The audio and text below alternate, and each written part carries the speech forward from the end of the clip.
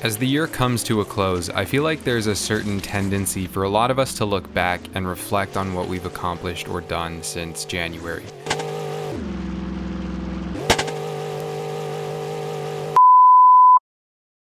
A lot of us might be thinking about if we did what we wanted to do this year, if we met our goals, or ended that bad habit, or took up that new hobby, or saved up enough money for that thing we wanted. And these are goals that we probably came up with at the start of the year because every new year feels exciting and invigorating, and it's kind of like that's the time where we feel the most hopeful and optimistic about ourselves and our futures.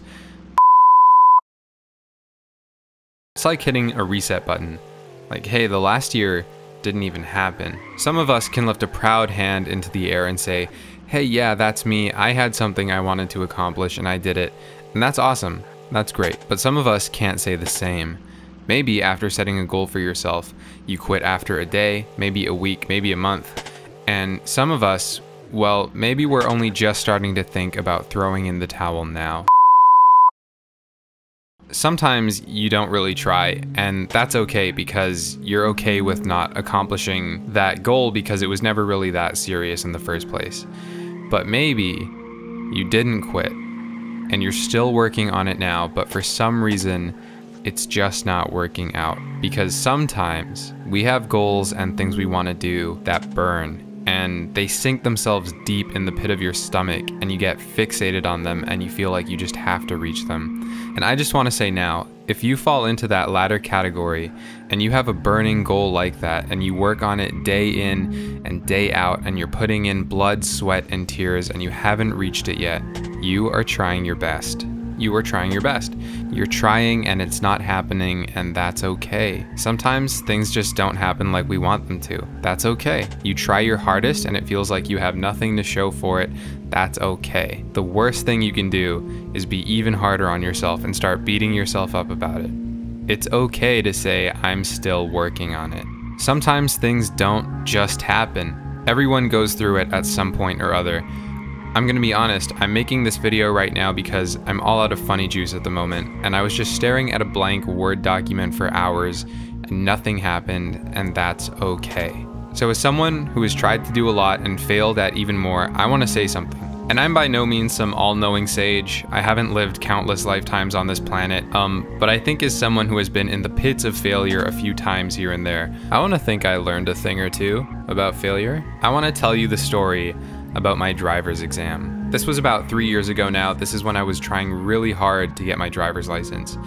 And the process of getting your license might vary a bit depending on where you're from, but where I got my license, you have to get a learner's permit first. So I got my learner's permit pretty much the second I could. My dad was really keen on me getting my license, so he got me a book to prepare for the theoretical exam. Because how it works here is you pass a written exam, then you can drive with the supervision of someone who has a full license, and then after a year of that, you can take a driving exam to get a license that has a whole bunch of restrictions on it, and only then you can take another exam to get your full license. I passed the written exam pretty well a few days after the birthday that made me eligible, but then a year passed, then another one, and another one, and another one. And at this point, I was barely driving with my learner's permit. I practically hadn't touched a car, literally in months, and I still hadn't taken the driving test.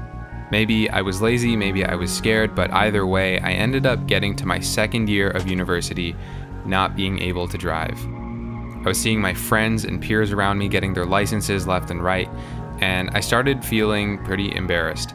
So that's when I started taking things seriously, and I started practicing driving regularly with my dad. Thank you, Dad. Daily, actually. Eventually, it got to be summer. I booked a few extra driving lessons to brush up, and I booked my exam. The day came, my mom took me to the place I had to give my test, and I failed. And I failed because I turned my wheel to the left while I was at a left turn, and my instructor called that a dangerous maneuver because if a car hit me from behind, I'd roll into oncoming traffic and get T-boned, basically. Besides that, he said I gave a pretty perfect drive. I was devastated. All in all, not the worst thing in the world that I could be upset about, but it mattered a lot to me at the time, and I failed.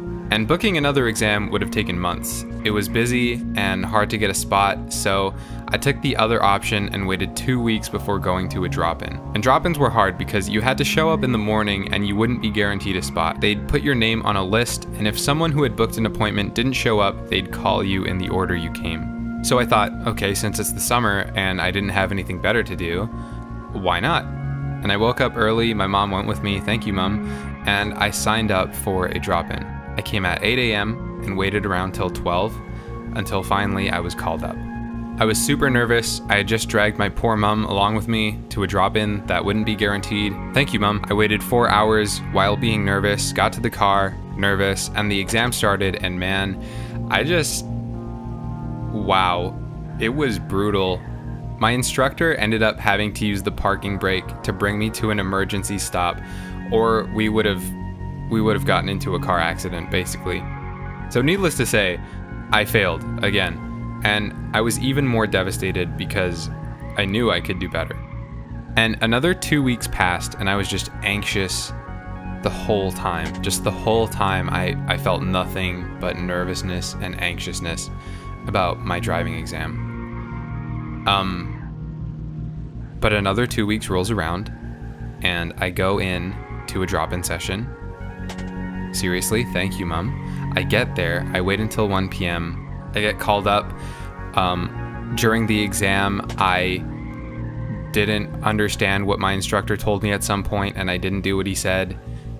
During another point, we got into a construction site that was not supposed to be on the route, and he told me to do a 3-point turn, and I completely forgot how to do a 3-point turn.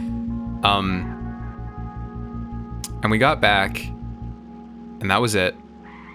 And he said I passed, and I got my license. I drove my mom to the grocery store. We got groceries, we got Malona popsicles, and I drove home. And suddenly, all that failure, all that nervousness, it seemed like it made sense, and it just vanished. It was like it didn't even happen. Because in that failure, I learned a lot. You don't really fully appreciate how much you learn from failure until you have actually failed at something that means a lot to you, and you apply what you learned to your life. And the truth is, if I hadn't failed that first driver's exam, I can easily picture myself getting into some kind of car accident because I deserved to fail. I was overconfident. I thought I knew how to drive, but I should not have been turning my wheels left while waiting for a left turn. And now I know better, and I'm a better driver for it. Now, this isn't a video about learning from your mistakes. There is a lot to be said about learning from your mistakes, but that's not what this is about. This is about how you are going to make a lot of mistakes in pursuit of your goals.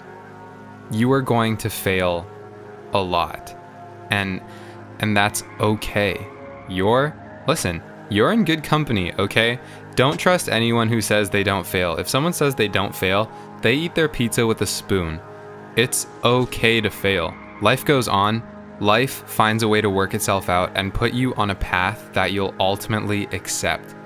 And I don't want to lie to you and say that you're always going to accomplish your goals, that you will always get what you want, because I don't know if that's true. But what I do know is true is that just by trying, just by making an honest effort, you are doing exactly the best thing you can do for yourself. You are doing your best, and that's good enough. Just keep going. You are doing your best. At least to me at this point, life just seems like a collection of happy mistakes and lucky failures, because ultimately, those mistakes and those failures are what bring us to where we need to be. I can't tell you how much good has come out of my life because of something I have failed at before. Places I've been, people I've met, things I've learned. The most growing I've ever done as a person, it always comes from failing at something first. It is okay to fail. You are doing your best. Just keep going and try again and again and again.